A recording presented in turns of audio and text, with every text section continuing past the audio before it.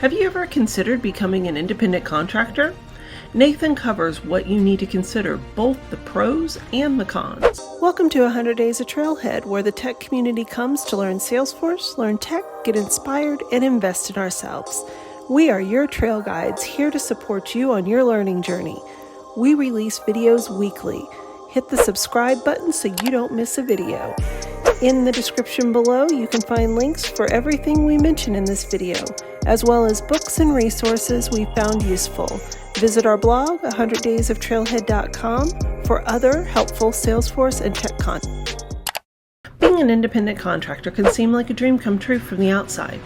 There are many perks to being an independent contractor, but there are also pieces you might have to give up as an independent contractor.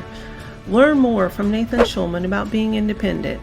Nathan is an independent Salesforce developer. He has over 20 years of technology experience and over 8 years of Salesforce experience, including Apex, Lightning Web Components, Aura Components, and much more. Nathan has worked with a variety of tools, including but not limited to Salesforce, Microsoft SQL Server, React, and Node.js. Hi, my name is Nathan Shulman. I'm a Salesforce developer, and I'm back with another 100 Days of Trailhead Top 5. Today's topic is Top 5 considerations about independent consulting. So you're thinking about flying solo. Now, I've had every kind of role, full-time, part-time, contract, consultant, and all of my very close Ohana have been asking me whether it's worth considering some independent contract opportunities. And I'll use contract and consultant interchangeably. So what kind of rates should they expect and look for? What should they think about? And there are a lot of risks, but there are also potential rewards. So before you embark on an independent journey, here are my top 5 pieces of advice to consider. Okay, so let's get started with some of the advantages and disadvantages of going independent.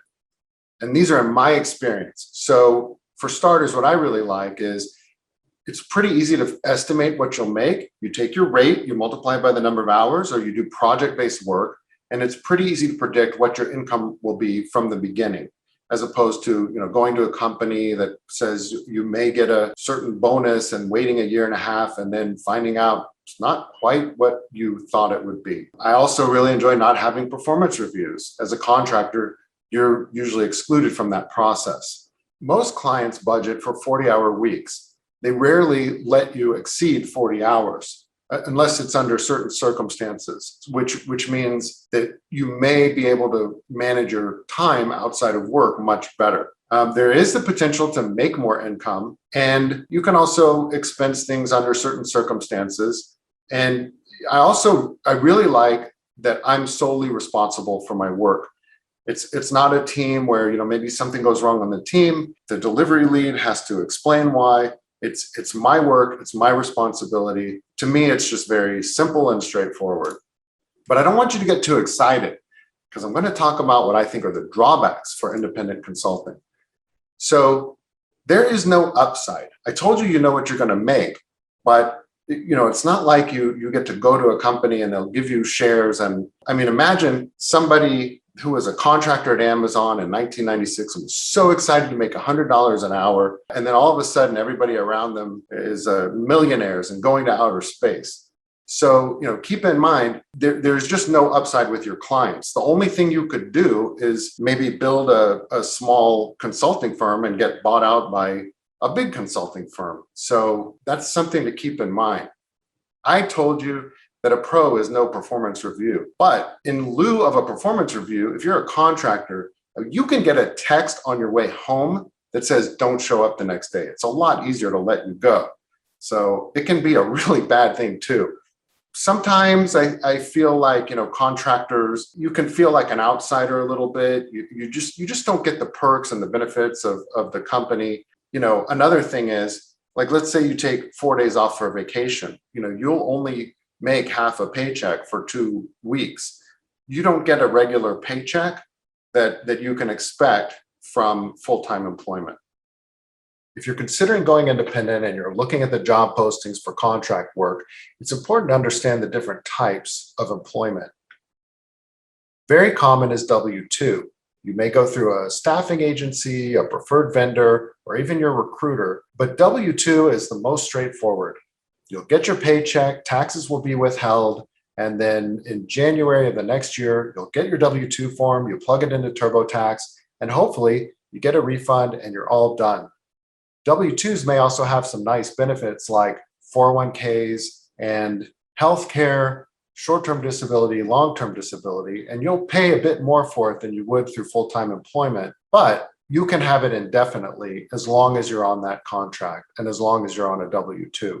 There's no limit to the time that you can get the healthcare. You may also see corporate contracts. 1099 means you're employed as an individual and you'll get paid directly the hourly rate, but there is a bit of overhead on top of it, and you're not shielded from liability like you would be with a corporate structure.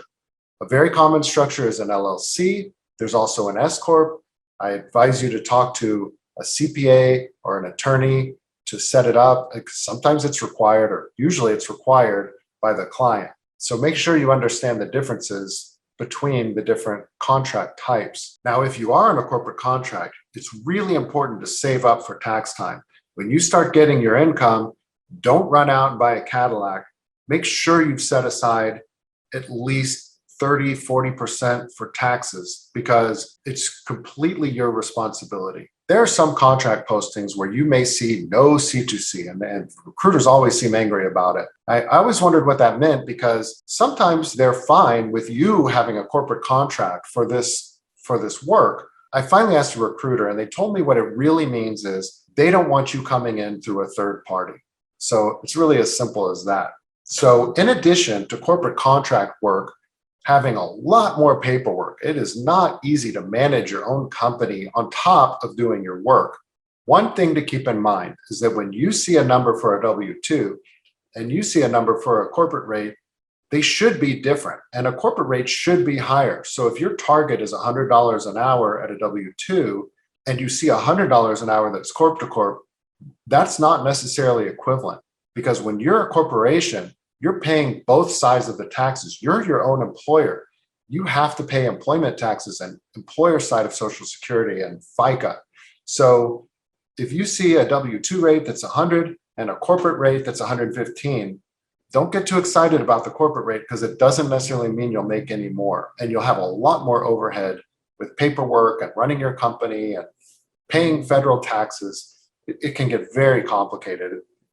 Another thing to consider as a factor when you're looking at W-2 versus contract work is that with W-2s, you can't expense your equipment, your internet, your phone. So you will have some advantages depending on how much you may think you need to expense if you are set up under a corporate structure. I highly recommend that you do your own research, talk to a CPA, talk to a lawyer, and make sure you choose the approach that makes the most sense for you. Let's say you're at a large consultancy and you just rolled off your client and now you're on the bench. And I know it can be a very, very stressful time between clients. But let's say it's a month or 2 months or even 3 months. During that time, you're getting a regular paycheck and you get lots of opportunities to improve your skill set, learn hot technologies, even get a voucher and get a certification for something you've always wanted. So you get an opportunity to improve your skill set and also pay your rent. But when you're independent, you don't get paid when you're on the bench. The second your engagement stops, your income is zero. It's something to really think about if you're thinking about independent consulting, because contractors and consultants are so easy to let go that if the CFO needs to make better numbers or cut the budget, you could be on the front lines, which could put you on the bench faster than a full-time employee. So I've mentioned it before, you got to save for taxes. Now you've got to save for time between clients. It's really, really important. But one really critical piece of advice is that because you need to prepare and because you need to save for so many things, you cannot sell yourself short when it comes to negotiating your contract. If you're targeting a rate, so let's say your goal is $100 an hour, that's what you think the market is, that's what you think it's worth for your services, and someone says, well, we have an opportunity that's 75 or 60 or something like that, you have to think about all these risks you're taking to take this work. So don't sell yourself short. Make sure you try and get the rate that you think you're worth and that you need to operate as an independent consultant. Here are some healthcare considerations, or what I wanted to call this tip, try not to get sick. If you go independent and you have a spouse with full-time employment, great healthcare, great benefits, that is a huge plus because it will save you 4, 7 or more, it will save you thousands of dollars in healthcare expenses. If you're an individual, whether you're doing W-2 or corp to corp, just expect at least $4,000 is being generous, but let's just say at least $6,000, $7,000 a year in healthcare expenses. And that's just for the premiums. So your deductibles could be higher. It could be extremely expensive if you actually get sick. So let's just walk through a worst case scenario. And this actually happened to me last week. And I thought I was a pretty healthy person. I found myself in the ER, and all I could think about was the longer I'm here, I won't get paid while I'm racking up bills in the hospital. So, like I said, try not to get sick and think about these scenarios where that could become very, very expensive. If you leave full-time employment and you become an independent consultant and you don't have this spouse benefit that I've mentioned, you can use COBRA to extend the healthcare that you had from your full-time employer through your contract work. But just remember, it only lasts 18 months. After 18 months, you'll have to go to the healthcare marketplace. So one thing you might want to do is go to the marketplace, plug in your age, and see what kind of healthcare is available and how much it costs and what kind of deductibles you're looking at. And you also may want to check and see if you can go to your favorite doctors under those plans. Let's say you found an opportunity with a great hourly rate and you're really excited about it. So before you get too far in the process, make sure you understand the math behind that hourly rate. For example, you may see a posting that's $100 an hour. Now, you can multiply that by 2,080, which is the number of hours in a work year, and you'll make $208,000, right?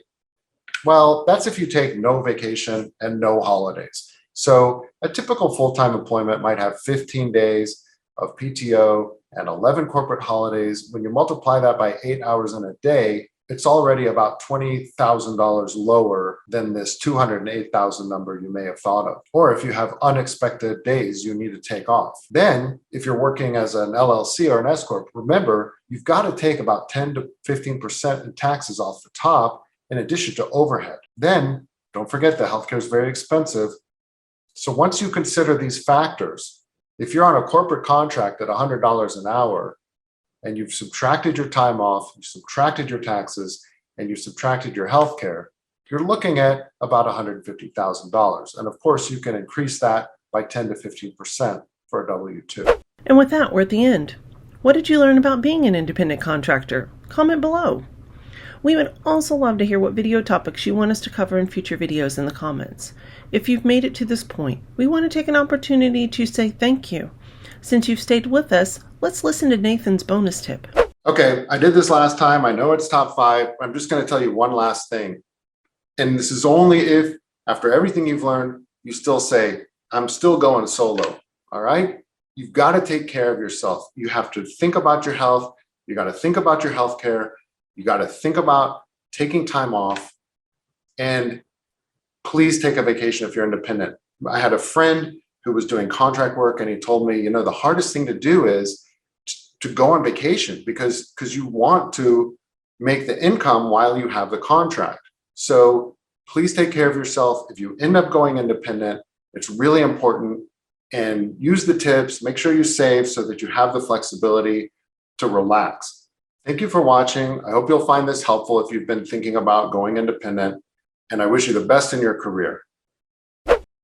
Thank you for spending time with us. Please like and subscribe to this channel. This allows us to know that we're providing the content that you love. Don't forget to hit the notification bell so you don't miss a new video. We also handpick these videos which we recommend you watch next. Connect with us on Instagram, Twitter, Facebook, and on 100daysoftrailhead.com, all of which are listed below. Thank you for learning with us, and we'll see you back tomorrow.